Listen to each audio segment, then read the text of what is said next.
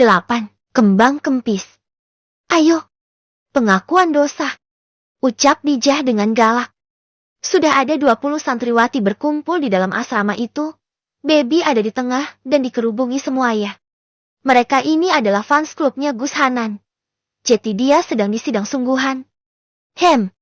Bismillah, batin Baby. Menelan saliva dan menunduk, biar semuanya nggak pada emosi. Kan hari pertama aku dapat hukuman dari Ustadz Hamad, nah dihukumnya hari Jumat. Pas banget aku disuruh buat mural itu. Mural di pagar dilihat dan ternyata dari pondok pria itu mau ada acara dan mau make musola banat. Yang punya acara kayaknya Ustadz Hamad, ya berhubung aku ada hukuman sama dia. Dia nyuruh aku buat mural lagi, menuhin pagar biar penuh dan bagus. Gitu ceritanya. Lah, terus apa hubungannya kamu dihukum sama Ustadz Hamad tapi kok malah Gus Hanan yang nyamperin kamu? Bawain makanan? Minuman? Tanya Najwa dengan penuh penekanan. Kesannya kesel banget dia itu. Baby melirik. Ini semua lagi pada emosi rupanya. Dia tadi cuma dikasih kendor buat makan malam, lalu digeret untuk disidang di sini. Jeti, Bunyai dan Ningningrum tadinya juga di situ. Bunyai bilang ke Ustadz Hamad agar aku dikasih makan dan minum, karena capek. Kalau gak dikasih makan, minum dan istirahat gak diizinin sama Bunyai. Itu sepanjang aku kerjain kerjaan hari ini juga ada Ningningrum dan Ustadz Hamad kok. Malah Gus Hanan cuma datang sebentar aja. Balas Baby jujur.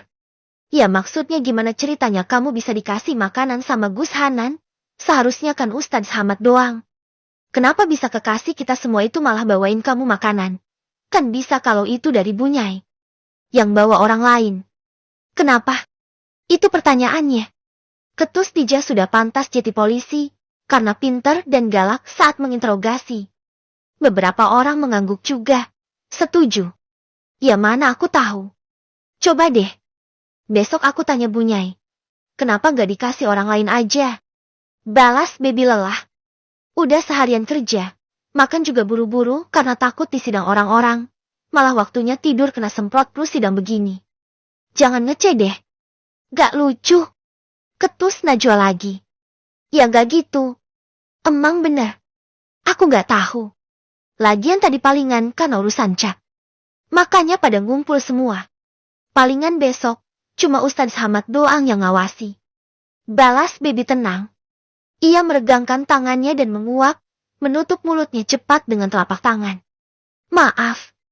Aku udah ngantuk banget nih. Seharian ngejar biar kelar 2. Dia berdiri dan menuju kasurnya. Tidur. Ia sudah cuci tangan, kaki dan wajah, juga sudah ganti baju. Jeti langsung tidur saja. Beb, jangan gila. Kita bakal dim ya. Awas kalau sampai kamu deket-deket lagi sama Gus Hanan. Ancam Dijah. Baby hanya mendengus. Oh wah. Keesokan harinya sama seperti kemarin, setelah sarapan Baby kembali dipanggil ke musyola. Kini ia sendiri sudah paham, dan sudah memakai baju yang kemarin. Eman. Sekalian aja dipakai lagi. Biar nanti nyucinya di laundry pas hari Minggu selesainya. Ia berjalan menuju musyola dan berdoa tak ada orang saja di sana. Lebih aman. Kalau ada Ningningrum dia sungkan, kalau ada Ustadz Hamad dia was-was takut kena semprot. Nah yang paling gawat kalau ada Gus Hanan. Bisa dicekik dia nantinya. Sayangnya. Di sana sudah ada Gus Hanan dan Ustadz Hamad berdiri mengagumi salah satu karya yang terakhir dibuat Baby kemarin. Assalamualaikum. Ustadz. Gus. Sapa Baby menunduk dan menganggukkan kepalanya pelan. Waalaikumsalam. Gimana? Semalam disuruh ngosek kamar mandi belakang gak? Ledek Gus Hanan. Baby mendengus panjang. Aduh. Saya diinterogasi. Pakai ada ancaman. Awas aja kalau kelihatan di dekat Gus Hanan, sembeleh. Baby menirukan kalimat ancaman Dijah itu, dan membuat Gus Hanan tertawa terbahak. Hahaha, galak juga ya. Bahkan mereka bilang, jangan sampai naksir Gus Hanan.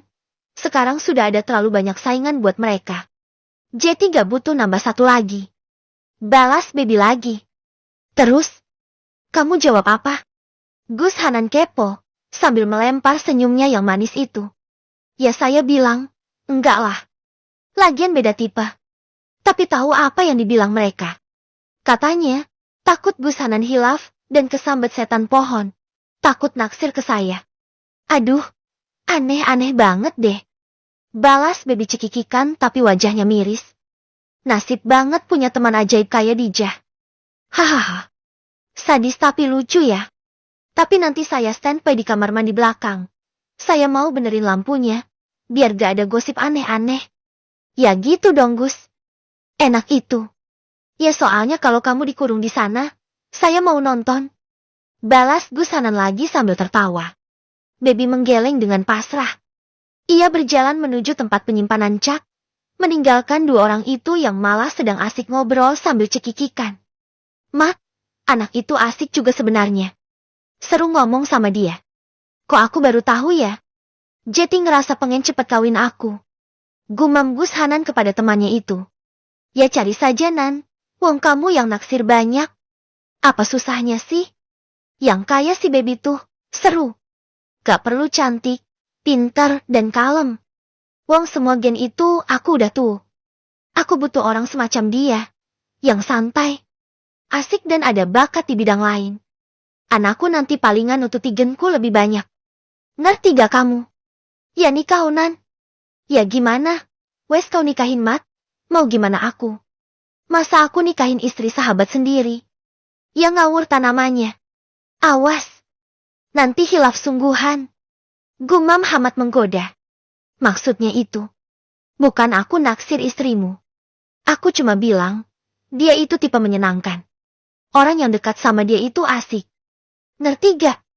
Menyenangkan gitu dibuat ngobrol. Ya kalau dapat istri modelan dia asik juga. Tapi aku gak ada maksud ngerebut dia dari kamu Mat. Tenang aja, gak usah cemburu. Gus Hanan menepuk-nepuk dada Hamad. Sementara Ustadz Hamad hanya memandang ke arah 3 mural yang sudah selesai itu. Bagus memang, dan baby bukan orang yang pecicilan centil. Anaknya apa adanya. Tapi otaknya itu kadang suka bikin istighfar. Bikin kepalanya cenat-cenut tak terkendali. Saya mulai yang di sana ya Ustadz. Ucap baby menunjuk ke area yang mau ia lukis. Kalau bisa, saya dibiarin sendiri aja deh Gus. Ustadz, saya takut kena semprot lagi. Kan Gus sama Ustadz Hamad banyak fans klubnya. Nanti saya yang kena. Loh. Oh iya sih. Gak ada yang tahu ya kalian sudah nikah. Ya sudah. Saya pamit. Gus Hanan pergi. Baby pun lega. Ia melirik ke arah Ustadz Hamad yang memperhatikan deretan cat yang dibawa baby. Kok dia gak pergi-pergi? Masa iya baby mesti usir dia 2 kali? Kan gak enak. Nanti kena marah lagi. LKS kamu sudah selesai? Kemarin saya kasih. Sudah dikerjain. Tanyanya tanpa menoleh ke baby. Duh, ini bikin ide dan kreativitasnya Buya. Belum Ustadz. Kalau bisa jangan membahas pelajaran dong Ustadz. Saya langsung buyar ide dan kreativitasnya. Kalau baby kini mencampur beberapa cat. Ia mau membuat background yang sedikit beda. Ada kesan pink dan birunya tapi dominan putih. Ya warna pastel tapi lebih terang. Dia mau pakai 2 warna untuk background sebagai variasi. Apa hubungannya? Berhubungan lah. Kan saya langsung syak. Ini syaraf di kepala langsung mandek. Gak bisa dibuat mikir urusan ini. Alasan. Nanti setelah jam makan siang, kamu ke rumah dulu aja. Kerjain di sana sampai selesai. Besok ada jam saya di kelas. Saya nggak mau kamu ketinggalan 2 kali lipatnya. Baby berpikir. Berarti, besok 15 lembar lagi. Ampun. Iya Ustadz.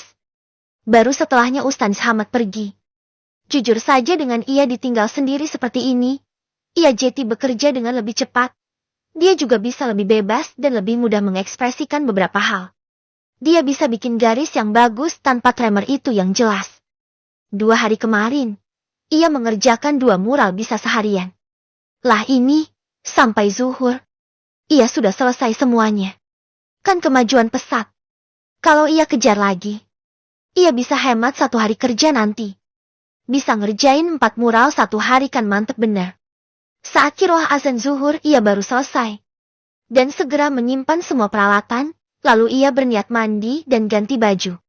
Ia akan sholat zuhur plus makan siang. Baru nanti ambil buku di asrama lalu ke rumah Ustadz Hamad untuk ngerjain soal di LKS itu. Otaknya akan diperas lagi nanti. Oi, kemana lagi ente? Tanya Dijah begitu melihat sahabatnya tidak tidur siang. Malah ngeluyur dan bawa tas. Hukuman lagi guys. Tak ada ujung rasanya ini hukuman. Keluh baby tak menoleh. Ia main ngeluyur aja. Daripada ditanya-tanyain lagi. Baby sudah ditunggu rupanya oleh salah satu santriwati senior yang menunggu di perbatasan. Ia diantar menuju rumah Pak Kiai. Saat ia sampai ia langsung menuju rumah Ustadz Hamad. Karena itu perintahnya tadi.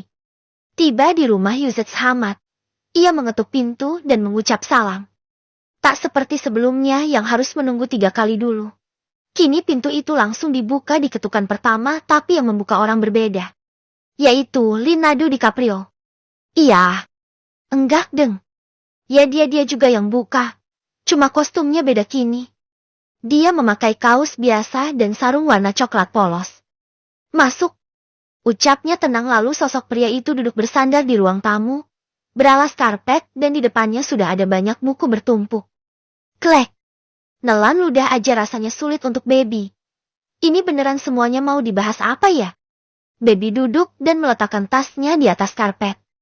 Tanpa disuruh ia juga langsung membuka tas dan mengeluarkan leksnya.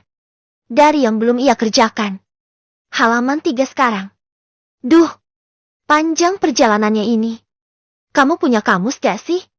Baby menggeleng. Lah terus mau belajar gimana? Mau main tebak? Ini. Kasih nama kamu.